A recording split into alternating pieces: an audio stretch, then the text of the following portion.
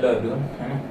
Last lecture में हम parallel vector पढ़ रहे थे, बट मुझसे ये वीडियो स्टॉप हो गई है ना, तो फिर से देख लेते हैं। Parallel vector, two vectors are said to be parallel if one vector can be represented और expressed in terms of another vector. तो दो वेक्टर पैरेलल कब होंगे? जब एक वेक्टर को मैं दूसरे के टर्म में एक्सप्रेस कर पाऊँ। मतलब A vector is parallel to B vector when A vector is equal to lambda times of B vector.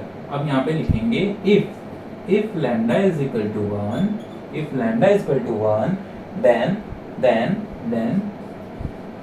it is equal vector। तो a और b क्या होंगे? इक्वल वेक्टर होंगे। And if lambda is equal to -1, then lambda अगर -1 है then it is negative vector, जो कि अभी हमने पीछे पढ़ा था ना, negative vector, negative, then it is negative vector. ठीक, अब एक पॉइंट लिखेंगे नोट में, नोट, ये इससे बंद और स्टार्ट होता है वीडियो, तो मैंने कल ये दबा दिया था, तो इसलिए यहीं पे वीडियो रुक गई है ना। तो इसको लिख लो आप नोट में। If two vectors are parallel vector, if two vectors are parallel vector, if two vectors are parallel vector, then they must be in the same plane, then they must be in the same plane, ये याद रखना है, ठीक है। if two vectors are parallel vector then they must be in the same plane में होने चाहिए। तो ये आपकी पैरेलल वेक्टर की डेफिनेशन होगी। दोबारा देखते हैं। Two vectors are said to be parallel if one vector can be represented और expressed in terms of another vector. एक वेक्टर को मैं दूसरे वेक्टर के टर्म में रिप्रेजेंट कर पाऊं, that is A vector is parallel to B vector only when A vector is equal to lambda times of B vector. Lambda is equal to 1 है, अगर लैम्डा 1 है then it is equal vector। if lambda is equal to -1 then it is negative vector। Note में क्या लिखा है मैंने? if two vectors are parallel vector then they must be in the same plane। वो दोनों क्या होने चाहिए? सेम प्लेन में होने चाहिए, तभी पैरेलल कहलाएंगे, वरना नहीं कहलाएंगे। ठीक, ओके, नेक्स्ट देखते हैं। नेक्स्ट हम कुछ क्वेश्चंस ले लेते हैं ना वेक्टर के, या कुछ थ्योरी अगर कुछ रह गया है तो वो देख लेते हैं, then we will move to questions. ठीक है, तो क्वेश्चंस हम बुक से लेते हैं कोई। Where is my book? Okay, let's start with few questions. ठीक है, ठीक है,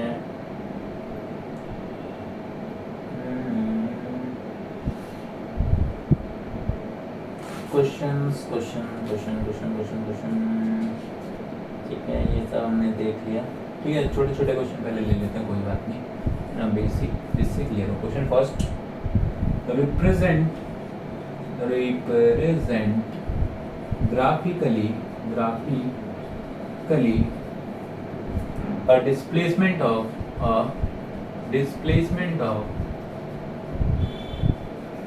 40 kilometre 30 degree west of south. इसको समझना बहुत ज़रूरत है। वेस्ट ऑफ साउथ का क्या मतलब है? मैंने क्या बोला? Represent graphically a displacement of 40 kilometre, 40 kilometre के डिस्प्लेसमेंट को 30 डिग्री वेस्ट ऑफ साउथ में रिप्रेजेंट करो। तो इसको हम कैसे करेंगे? सॉल्यूशन, कुछ नहीं करना, 30 किलोमीटर।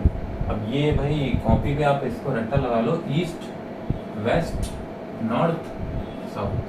ठीक है, ईस्ट वेस्ट नॉर्थ साउथ। अब मैंने बोला क्या? 40 kilometre 30 degree west of south. तो वेस्ट ऑफ साउथ का मतलब होता है, इसको लिख लो हिंदी में ही, हिंदी में ही लिख लो, साउथ से 30 डिग्री। ठीक है, तो साउथ से 30 डिग्री ना, इसका मतलब साउथ ही रहा है, यहाँ से 30 डिग्री, मान लो ये 30 डिग्री है, इसका मतलब एक लाइन खींचेगी जो कि क्या है? 40 किलोमीटर। ये हमारा हो गया 40 किलोमीटर। ठीक है, और ये अपना 30 डिग्री हो गया। तो वेस्ट ऑफ साउथ का मतलब होता है साउथ से 30 डिग्री, है ना, ऐसे 30 बनाना है। ठीक है, इस चीज़ को याद रखना है। बाकी कॉपी पे ईस्ट वेस्ट नॉर्थ साउथ ऐसे रिप्रेजेंट करना है, ईस्ट वेस्ट नॉर्थ साउथ।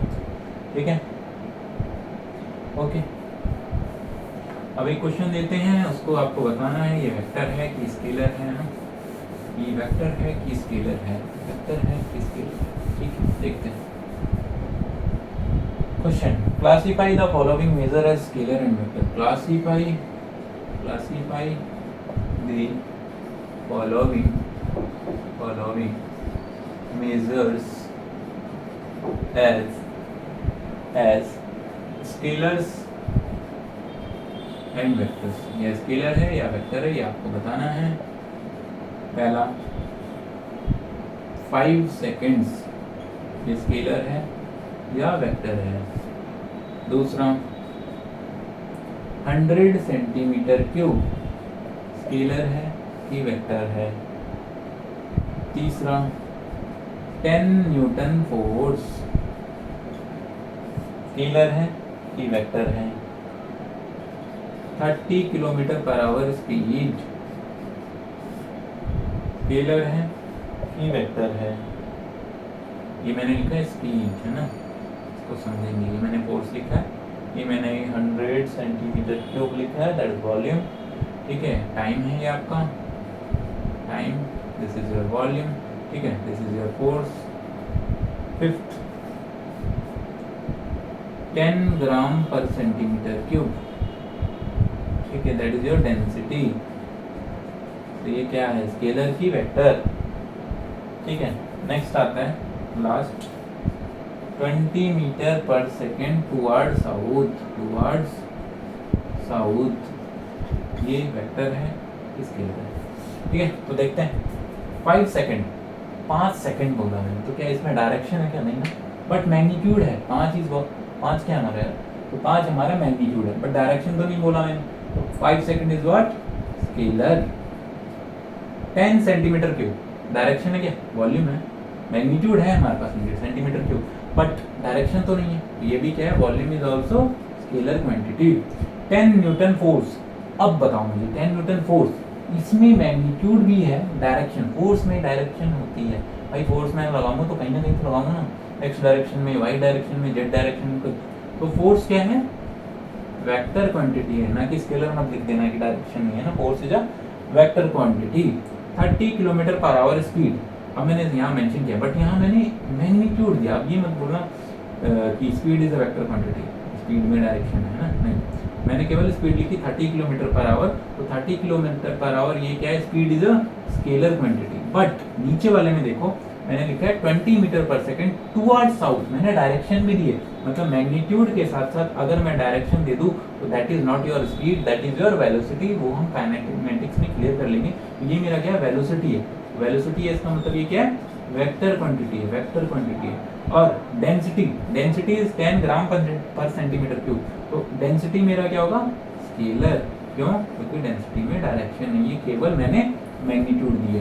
ठीक है, तो ये बेसिक क्वेश्चन हो गया। याद, इससे आप याद भी कर सकते हो कि time is a scalar quantity, volume is a scalar, force is vector, speed is scalar, density scalar and velocity is vector quantity. ठीक है, ठीक है, नेक्स्ट देखते हैं। एडिशन ऑफ वेक्टर देखते हैं। Addition of vector, addition of vector, addition of vector. ठीक है, addition of vector, addition of vector. ठीक, जैसे मैंने एक वेक्टर इस तरह से रिप्रेजेंट किया, A and B, and then यहाँ से ये बच्चा गया यहाँ सी के पास, है ना, ए बी देन सी। तो एंड ये हमारा हो गया ए सी। ठीक है, तो ये क्या भाई, ये है मेरा ए सी वैक्टर, ये है ए बी वैक्टर। इसे क्या बोलूँगा, ए बी वैक्टर, इसे बोलूँगा बी सी वैक्टर, इसे बोलूँगा ए सी वैक्टर। इसको अगर मैं रिप्रेजेंट करना चाहूँ तो मैं क्या बोल सकता हूँ, A C vector is equal to A B vector plus B C vector. A C vector, addition of a vector, इन दोनों को मैं ऐड करूँगा तो मेरा ए सी वैक्टर आ जाएगा। ठीक है, A C vector is equal to A B vector plus B C vector. This is known as triangle law of vector. इसको हम कहते हैं, this is known as triangle law of vector, triangle law of vector, this is known as triangle law of vector. ठीक है कि A B vector ये B C vector है, तो मैं इसको रिप्रेजेंट कर सकता हूँ A C vector equal to A B vector plus B C vector. Okay ठीक है, A B B C C. Okay, अब यहाँ पे ध्यान देना, बहुत इंपॉर्टेंट पॉइंट है। ठीक है, ये तो समझ में आएगा। दूसरा पॉइंट जो समझने वाली है, अगर मैं इसी को सपोज ऐसे ही रिप्रेजेंट करता, ए बी वेक्टर ऐसे, बी सी वेक्टर ऐसे, सी वेक्टर की भी डायरेक्शन यही डाल लेता, A B and this is your C. ठीक है, तो यहाँ थोड़ा ध्यान देना, यहाँ पे क्या है, बच्चा यहाँ से चलना चालू कर रहा है, ये यहाँ गया बस, बट ये जो ए सी की डायरेक्शन है that is from A to C, not C to, है ना। तो ये देन इसकी डायरेक्शन ये, तो इस केस में हमने लिखा A C vector equal to A B plus A, मतलब ये प्लस ये जो होगा वो इसके बराबर होगा। लेकिन इस वाले केस में मैंने क्या किया, इसकी डायरेक्शन चेंज कर दी, ए बी और बी सी सेम है बट मैंने ए सी को सी ए बना दिया। तो इस केस में हम बोलेंगे A B vector plus B C vector plus C A vector is equal to zero. क्यों ये जीरो है, ये क्यों जीरो है, क्योंकि यार A B plus B C A C के बराबर होता है, लेकिन ये जो है वो ए सी नहीं है, this is minus times of A C vector, right. तो इसको इसको मतलब ये और ये जो है, यहाँ देखना, this plus this is equal to plus A C, है ना। इसका मतलब मैं ये क्या बोल सकता हूँ, this plus this is nothing but plus A C vector and this C A is what, minus of A C vector. तो ये जीरो ही आएगा ना। ठीक है, तो यहाँ से मेरे को एक चीज क्लियर हो गया, नोट में लिखेंगे, when side of triangles are taken in order it leads to zero. When side of triangles are taken in order, देख लो एक ही डायरेक्शन में चल रहे हैं हम, है ना।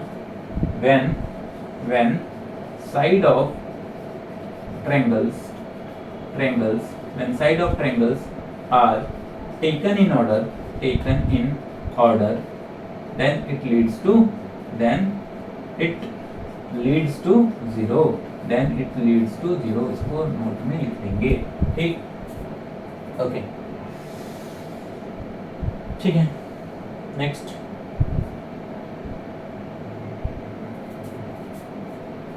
देखते हैं।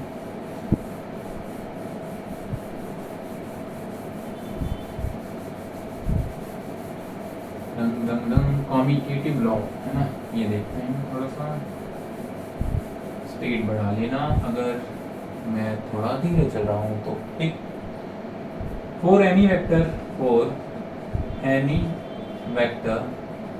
A vector and B vector. ठीक, हम ये लिख सकते हैं A vector plus B vector जो बराबर होगा B vector plus A vector, पहला पॉइंट। ठीक है, इसको हम क्या बोलते हैं, इसको हम बोलते हैं commutative law.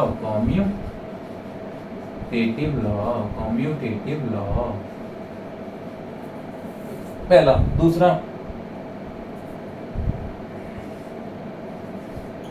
For any vector A vector comma B vector and C vector, तीन वेक्टर है, तो इसको मैं लिख सकता हूँ A vector plus B vector bracket बंद plus C vector is equal to होगा आपका A vector plus bracket B vector plus C vector. इसको हम बोलते हैं associative property.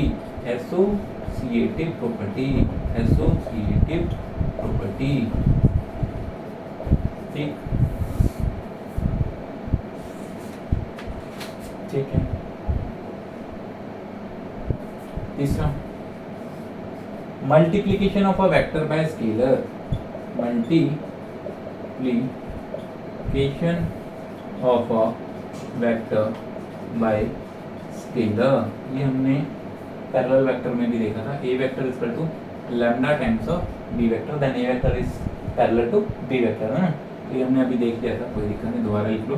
Then A vector and B vector are parallel to each other, ठीक है। Unit vector हमने देख लिया, ये सब देख लिया है ना, ये ठीक।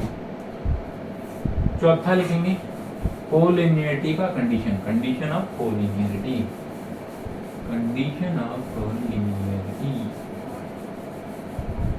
ठीक है। फोर्थ में लिखेंगे कंडीशन फोर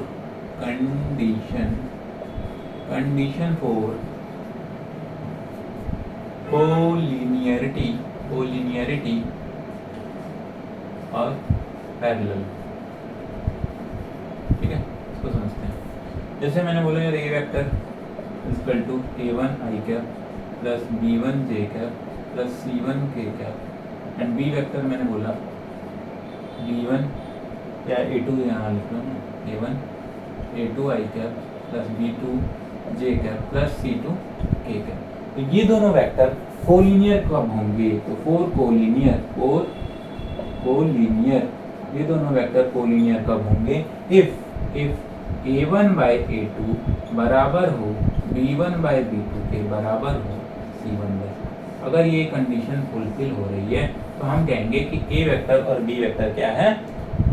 कोलिनियर है या पैरेलल है ना। तो ये कंडीशन नॉट ओनली कोलिनियरिटी की है, कोलिनियर या हम उसको पैरेलल भी बोल सकते हैं। ठीक है, ओके। बाकी ये फिफ्थ ये फॉर्मूला हमने पहले भी लिखा था, फिर से लिख लो। वेक्टर इज इक्वल टू, इसका बहुत यूज हुआ है ना, magnitude into direction. Vector is equal to magnitude into direction. This is very important formula. Vector is equal to magnitude into direction. Magnitude निकालना हमने सीख लिया। अब हम एक दो क्वेश्चन और लेंगे। ठीक है, ये ओके, ठीक है, ये सब हमने देख लिया है, देखना है। ठीक है, क्वेश्चन देखते हैं। कुछ छूट गया हो तो आप लोग कमेंट में लिख देना, मैं कवर कर दूंगा नेक्स्ट लेक्चर में। या कोई क्वेश्चन जो डाउट हो तो वो भी आप लिख सकते हो। हम कमेंट से सारे क्वेश्चन पिक कर लेंगे एंड देन एक लेक्चर उस पर क्रिएट कर देंगे। कोई क्वेश्चन देखते हैं। ठीक है, फाइंड द क्वेश्चन है भाई आपका, find the unit vector in the direction of in the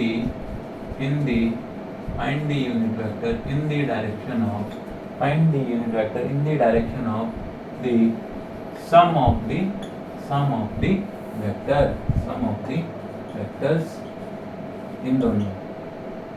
ये vector is equal to 2i cap plus 2j cap minus 5j cap k cap and B vector is equal to 2i cap plus j cap plus 3k cap. Question क्या है, ध्यान से पढ़ेंगे। एक unit vector आपको निकालना है इन the direction, इन दोनों के सम के डायरेक्शन में ना, in the direction of the sum of the vectors a and b।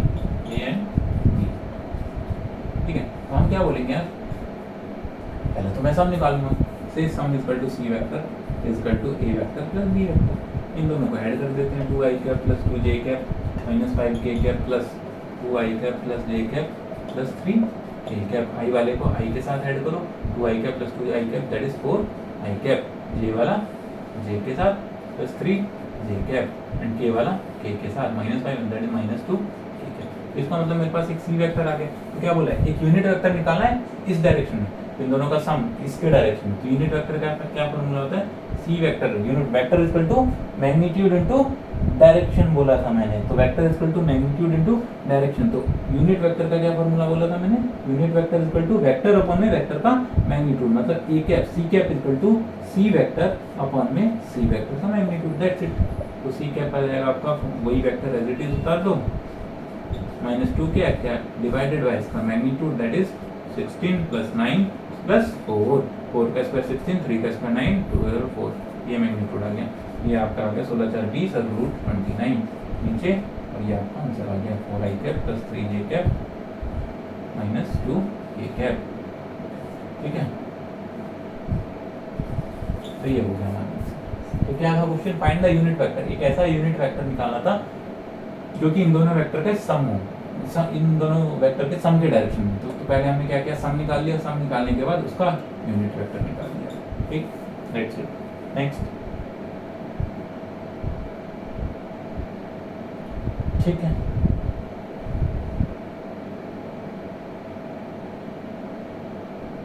तो ये हो गया हमारा क्वेश्चन। एक और क्वेश्चन लेते हैं, ठीक है, जो कि बहुत ही अच्छा क्वेश्चन है। लेट्स सी, एक और क्वेश्चन लेंगे, ठीक है। Question, right the direction ratio. Direction ratio क्या है नहीं बताया, बट क्वेश्चन के साथ हम समझ लेंगे ना। Right the direction ratio of the vector write the direction ratio of the vector A vector is equal to I cap plus j cap minus 2k cap and also find calculate जो भी है direction cosine. अच्छा, direction cosine में हमने नहीं बताया, जो हम अभी बता देंगे ना डायरेक्शन कोसाइन। तो इस क्वेश्चन के थ्रू ही थ्योरी भी हो जाएगी इसकी ना, ठीक है। तो हमारे पास क्या है यार, ए वेक्टर है, ओके, आई कैप प्लस जे कैप माइनस 2, ठीक है।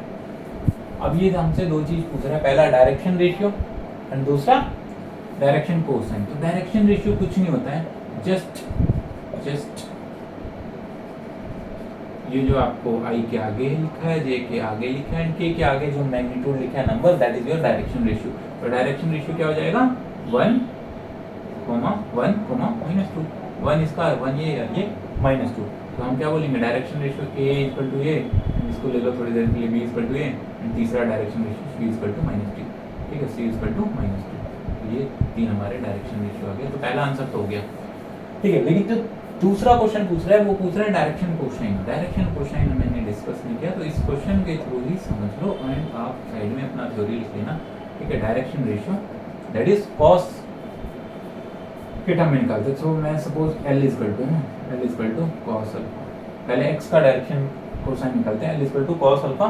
तो कॉस अल्फा आपका क्या हो जाएगा, कॉस अल्फा हो जाएगा, याद करो, is equal to A upon में आर। ये फॉर्मूला है, कुछ नहीं, ए इज व्हाट, इसके आगे का मैग्नीट्यूड, आर इज व्हाट, पूरे वेक्टर का मैग्नीट्यूड। तो यहाँ से पहले आर निकालो, आर वेक्टर मतलब आर मैग्नीट्यूड बोल दो इसका, तो रूट अंडर 1 का स्क्वायर प्लस 1 का स्क्वायर प्लस 4 है ना, 2 का स्क्वायर, तो ये 4 5 6, तो रूट 6 हमारा क्या आ गया, रूट 6 इज व्हाट और आर। तो एल भाई जो डायरेक्शन कोसाइन होता है, this is direction ratio, this is direction cosine. तो डायरेक्शन कोसाइन का फॉर्मूला होता है, डायरेक्शन कोसाइन एक्स की तरफ भी निकलेगा, एक्स के लिए भी, वाई के लिए भी और जेड के लिए भी। इसका मतलब इस क्वेश्चन में मेरे पास 3 डायरेक्शन कोसाइन होंगे। तो मैं सपोज पहले एक्स वाले को एल बोलता हूँ, L equal to cos alpha. इसका फॉर्मूला लिख लो, कुछ नहीं होता है, बस ए दैट इज एक्स का जो मैग्नीट्यूड है उसका वो लिखो, divided by R, R is what, पूरे वेक्टर का मैग्नीट्यूड। तो यहाँ पे आंसर क्या आ जाएगा, 1 अपॉन में रूट 6। ये समझ में आ गया होगा, ठीक है। दूसरा एम y के लिए, y डायरेक्शन के लिए cos अल्फा या cos बीटा बोल दो उसको, cos beta equal to what, y direction वाला जो नंबर है वो दैट इज 1, j के साथ जो चिपका हुआ है क्या है, कुछ नहीं है, तो दैट इज 1 अपॉन में r, दैट इज इसको हम बोल सकते हैं b अपॉन में r, b is what 1 upon में r is what root 6, answer, ठीक है।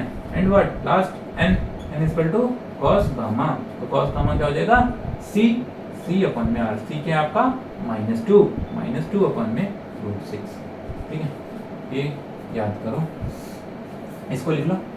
तो डायरेक्शन रेशियो क्या होता है, डायरेक्शन रेशियो कुछ नहीं होता भाई, आई के साथ जो चिपका है वो, जे के साथ जो है वो और के साथ जो है वो, तीनों हमारे डायरेक्शन रेशियो हो जाएंगे। लेकिन डायरेक्शन कोसाइन जो होता है वो तीनों के लिए आता है, दैट इज एक्स के लिए भी, वाई के लिए भी और जेड के लिए। एक्स के लिए निकालना है तो L equal to cos alpha equal to A, X का यहाँ जो नंबर है वो दैट इज, एंड आर क्या है हमारा पूरा वेक्टर का मैग्नीट्यूड। एम क्या हो जाएगा, cos beta is what B, Y के साथ जो चिपका हुआ है वो डिवाइडेड बाय आर, और एन क्या होगा, cos gamma that is C by R, that is Z के साथ जो नंबर है विद साइन है ना, अपॉन में आर, ठीक है। तो ये हो गया हमारा direction ratio and direction cosine. Okay, next चलते हैं हम,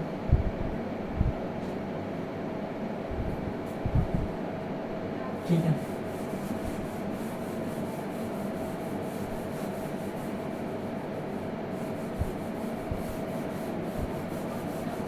next vector joining 2 points, vector joining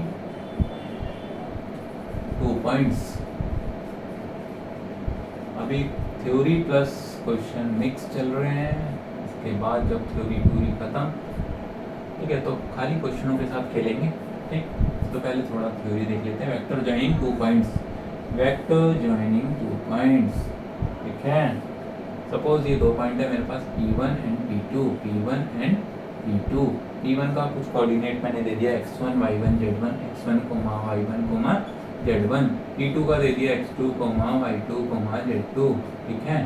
ये आपका y एक्सिस है, ये x एक्सिस है और ये z एक्सिस है, ठीक।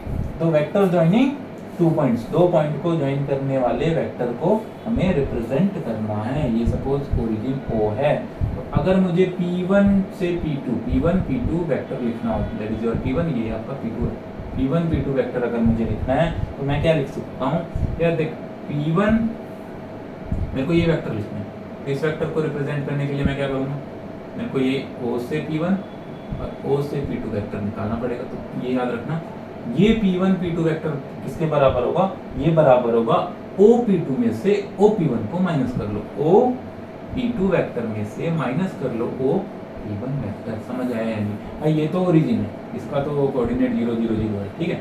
मैंने क्या बोला, वेक्टर ज्वाइनिंग 2 पॉइंट, मेरे पास 2 पॉइंट थे यार, P1 का कोऑर्डिनेट था x1 y1 z1, P2 का था x2 y2 z2। अब मैं क्वेश्चन पूछ रहा हूँ कि यार इस P1 P2 वेक्टर को रिप्रेजेंट करो, P1 P2। तो इसको रिप्रेजेंट आप डायरेक्ट नहीं कर सकते, इसको कैसे रिप्रेजेंट करोगे, OP2 vector minus OP1 vector, OP2 vector में से OP1 वेक्टर माइनस करोगे तो आपका ये P1 P2 वेक्टर आ जाएगा। इन सिंपल वर्ड OP2 क्या है, OP2 क्या है, ये x2 i कैप, OP2 को मैं लिखूंगा x2 i cap plus y2 j cap plus z2 k cap minus OP1 O, ये क्यों, ये तो भाई O क्या है मेरा 0 0 ओरिजिन है ना, ठीक है। तो इसलिए OP1 वेक्टर क्या हो जाएगा, पहला कोऑर्डिनेट तो 0 0 0 है, ठीक है। तो OP1 वेक्टर हो जाएगा x1 y1 z1, that is x1 i cap plus y1 j cap plus z1 k cap, ठीक है।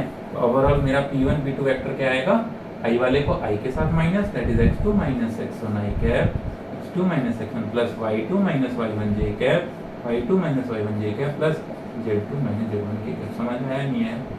नहीं आया तो एक बार और फिर बोलेंगे, क्या बोला मैंने, वेक्टर ज्वाइनिंग 2 पॉइंट्स, मेरे पास 2 पॉइंट थे यार P1 और P2। P1 का कोऑर्डिनेट मैंने दिया x1 y1 z1, P2 का दिया मैंने x2 y2 z2।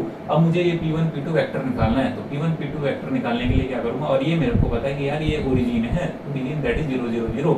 तो पहले तो OP2 वेक्टर निकालो, OP2 वेक्टर देखो A से B वेक्टर निकालना है, तो कुछ नहीं करना, B vector minus A vector कर दो, मतलब B का जो वेक्टर है वो उसमें से A को माइनस कर दो, तो उस पॉइंट को वेक्टर के फॉर्म में, जैसे मैंने OP2 बोला तो OP2 ये क्यों आया, तो ध्यान देना OP2 जो है इसका इनिशियल पॉइंट क्या है 0, तो x2 माइनस 0 y2 माइनस 0 और z2 माइनस 0, तो यही आएगा ना, x2 i cap plus y2 j cap plus z2 k cap, OP2 आ गया। उसी तरह से मेरे को क्या निकालना है, OP1 क्या होगा, x1 minus 0 y1 minus 0 z1 minus 0, तो यही आएगा ना।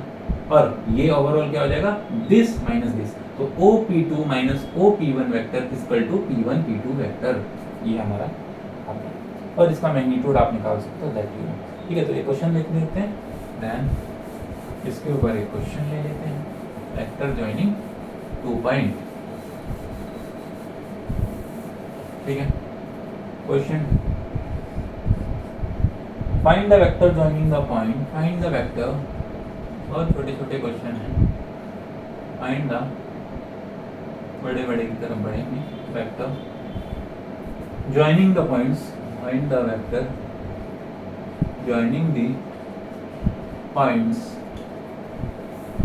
P 2, 3, 0 and Q -1, -2, -4, -1, -2, -4 directed from P to Q, directed from, ये इंपॉर्टेंट है ना, P to Q, अगर Q to P देता तो कुछ और आंसर आएगा, ठीक है। तो P to Q इसका मतलब मुझे PQ वेक्टर निकालना है, दैट्स इट।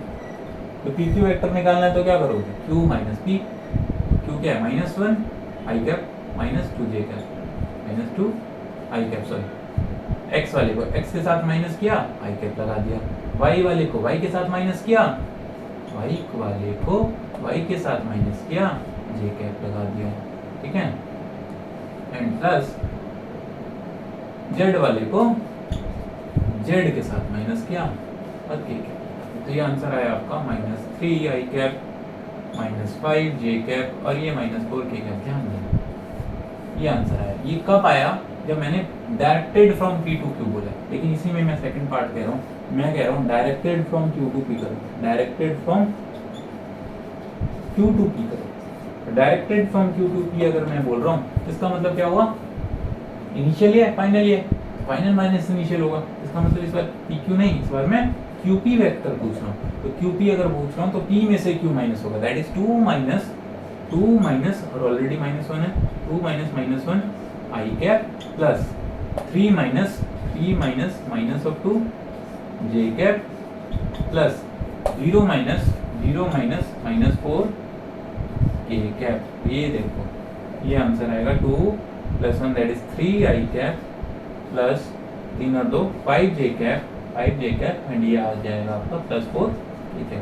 तो पूरा आंसर डिफरेंट है, पूरा आंसर डिफरेंट है, माइनस का डिफरेंस है ना, दैट इज PQ। देखो यहाँ से प्रूफ भी हो गया, तो यहाँ से हमारा प्रूफ भी हो रहा है क्या कि PQ vector is equal to minus times of QP vector. इसमें से माइनस कॉमन ले लूंगा तो इसके बराबर आ जाएगा, ठीक है। तो directed from P to Q और directed from Q to P, ये इंपॉर्टेंट है, ठीक। तो ध्यान से पढ़ना, ध्यान करना। नेक्स्ट चलते हैं, ओके।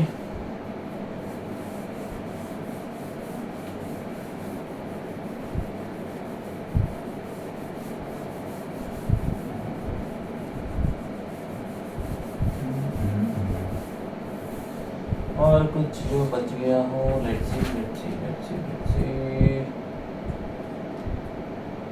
ठीक है। सेक्शन फॉर्मूला है ना, स्ट्रेट लाइन और उस समय हमने कोऑर्डिनेट ज्योमेट्री में भी हमने सेक्शन फॉर्मूला पढ़ा था, उसी तरह वेक्टर में भी सेक्शन फॉर्मूला हम लगाते हैं।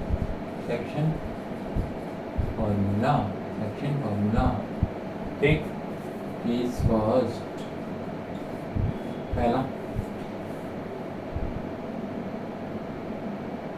ठीक है। पहला केस है when R divides PQ internally, when R divides PQ internally, ठीक है, in the ratio m:1, in the ratio m:1, ठीक है। क्या है इसका मतलब, ध्यान से देखते हैं। ये ओरिजिन और ये मैंने बोला है इस तरह से, ये हो गया आपका P, ये हो गया Q, ठीक है। मैंने क्या बोला, PQ को डिवाइड करवाना है R से, R ये रहा आपका, ठीक है। R vector divides PQ internally in the ratio m:n, m:n के रेशियो में। इसका मतलब अगर ये m होगा तो ये n होगा, है ना, m इतनी दूरी और यहाँ से यहाँ तक आपका n होगा। तो हम क्या करते हैं, ये ओरिजिन है तो इसको मैं ट्रायंगल के फॉर्म में बना लेता हूँ, ठीक है। ये बन गया इस डायरेक्शन में, ठीक, ओके।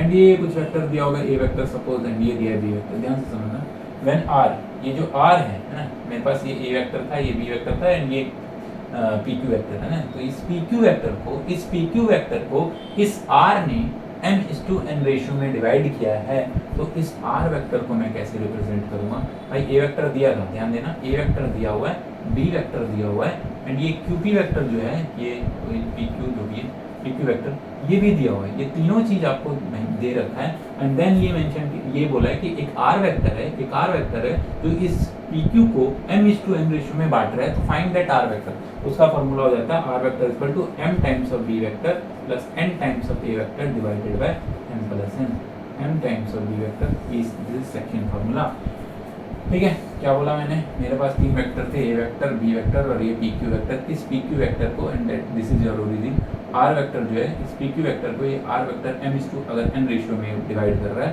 तो R वेक्टर बराबर होगा m times of B vector, m times of B vector plus n times of A vector divided by m plus n।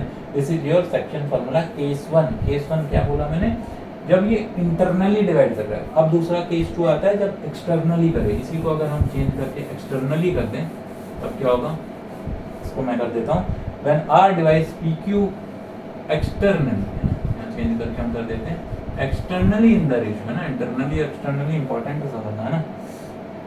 तो इस बार क्या हो रहा है, ये मेरा पी क्यू वेक्टर है, ठीक है, पी क्यू वेक्टर है। इस बार आर ने एक्सटर्नली डिवाइड करा है, तो ये मेरा सपोज ओरिजिन है और ये ए वेक्टर है और ये मेरा बी वेक्टर है, बी वेक्टर है, ठीक है। इसको थोड़ा चेंज कर लेते हैं, ये क्यू है एंड ये बी है। तो पी क्यू वेक्टर को एक्सटर्नली डिवाइड कराना है, एक्सटर्नली मतलब ये आर वेक्टर है और क्यू पी, इसको मैं थोड़ा एक्सटेंड कर लेता हूँ, ठीक है। तो भाई पी क्यू वेक्टर तो यहीं तक है।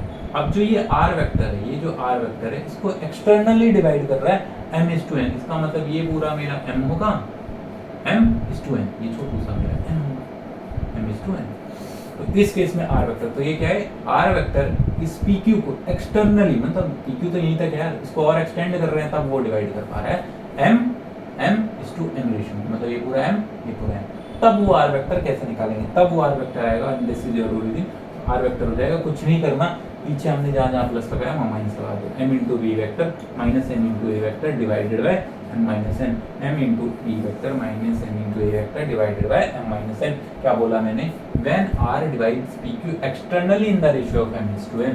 तो ये मेरा pq था, ये मेरा a वेक्टर है, ये तीनों आपको दिया होगा, दिए pq वेक्टर ये भी दिया है, ये भी दिया है और ये भी दिया है, और ये आर वेक्टर आपको निकालना है जो कि इस पी क्यू को एक्सटर्नली डिवाइड कर रहा है। एक्सटर्नली मतलब अगर ये था तो इंटरनली था ना अंदर, एक्सटर्नली मतलब इसको मैंने एक्सटेंड किया तो इसको बाहर डिवाइड कर रहा है ना, m इज टू n, मतलब ये पूरा m और ये छोटू सा n।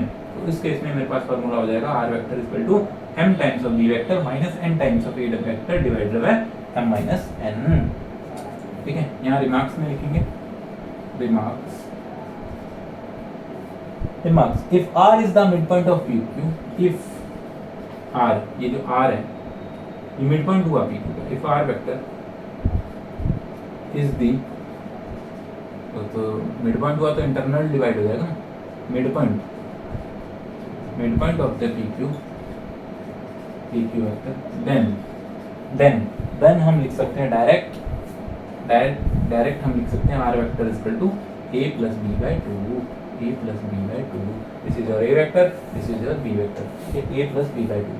क्या बोला मैंने, if r vector, जो r vector है उसको मिड पॉइंट पे डिवाइड कर रहा है, mid point of pq, then we can represent r vector equal to a vector plus b vector, that is mid point theorem आपने पढ़ा होगा ना, mid point a vector plus b vector divided by 2। तो एक question देख लेते हैं इसके ऊपर, देन एक क्वेश्चन देख के, दो क्वेश्चन देख लेते हैं, देन हम इस लेक्चर को वाइंड अप करते हैं। नेक्स्ट लेक्चर बाद में देखेंगे, नेक्स्ट लेक्चर से खाली हम क्वेश्चंस करेंगे क्योंकि थ्योरी और मैक्सिमम मैंने कवर कर लिया, थ्योरी विद क्वेश्चन हमने कर लिया है ना, और थ्योरी के साथ जो क्वेश्चन लिए छोटे छोटे लिए, धीरे धीरे बढ़ेंगे अच्छे क्वेश्चन की तरफ भी, ठीक है। Question,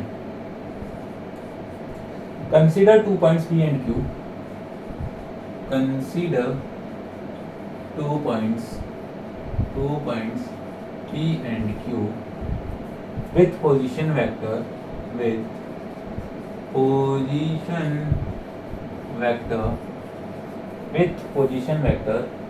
OP vector is equal to 3a minus 2b and OQ vector is equal to a vector plus b vector। Find position vector of, find the position vector of a point r which divides the line joining, which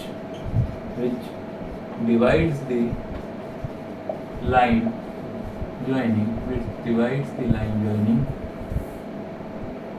P and Q in the ratio 2:1। पहला condition है 2:1 में बांट तो रहा है, लेकिन पहला internally बांट रहा है और दूसरा एक्सटर्नली, तो ये दो क्वेश्चन हो गए ना। कुछ नहीं करना, अभी जो पीछे क्वेश्चन पढ़ाया वो फॉर्मूला लगाना। तो पहला मैंने बोला फॉर इंटरनली में क्या फॉर्मूला बोला था, R vector equal to m times of a plus n times of a divided by m plus है ना, तो यहाँ क्या हो जाएगा, क्या क्या दिया है देख लेते हैं, 2:1 ना, ये रहा m:1 m और n, तो 2 टाइम्स ऑफ क्या बोलेंगे a plus b that is second o Q that is a vector plus b vector divided plus first is 1 times of op that is 3a minus 2b divided by m plus n, this दोनों का सम कर दो, a vector plus b vector plus 3a minus 2b vector, ये आ जाएगा आपका 2a plus 3a that is 5a and 2b minus 2b that is 0, तो 5a vector upon में नीचे क्या आएगा, oh sorry this is not m plus n ना, this is sorry m plus n ना, तो m is what 2 and n is 3 1, m 2 plus 1 that is 3, तो 5a vector है, समझ आया या नहीं आया, ठीक है। तो ये m था, ये n था, तो मैंने क्या बोला, r vector equal to m times of 2 times m times of oq plus n times of op divided by m plus n, ये तो हो गया इंटरनली के लिए, और यही चीज़ मेरे को फॉर एक्सटर्नली कर रहा हूँ, और एक्सटर्नली किसी चीज़ को हम एक्सटर्नली देख लेते हैं, ठीक है। तो एक्सटर्नली के केस में क्या हो जाएगा, एक्सटर्नल माइनस लगा दो बीच में, दैट्स इट, क्या बोला मैंने, r vector equal to m that is 2 times of second vector a vector plus b vector, बीच में माइनस लगा दो, n times that is 1 times of first vector 3a minus 2b divided by m minus n that is 2 minus 1, 2 minus 1 is 1 only, तो ये क्या आ जाएगा solve करके, 2a minus 3 is minus a and ये प्लस b, तो b vector minus a vector divided bye 1 that is b vector minus a vector, ठीक है। तो ये हो गया आपका फॉर एक्सटर्नली फॉर इंटरनली, तो बेसिक क्वेश्चन था। नेक्स्ट एक और क्वेश्चन ले लेते हैं, देन इस लेक्चर को हम वाइंड अप करते हैं,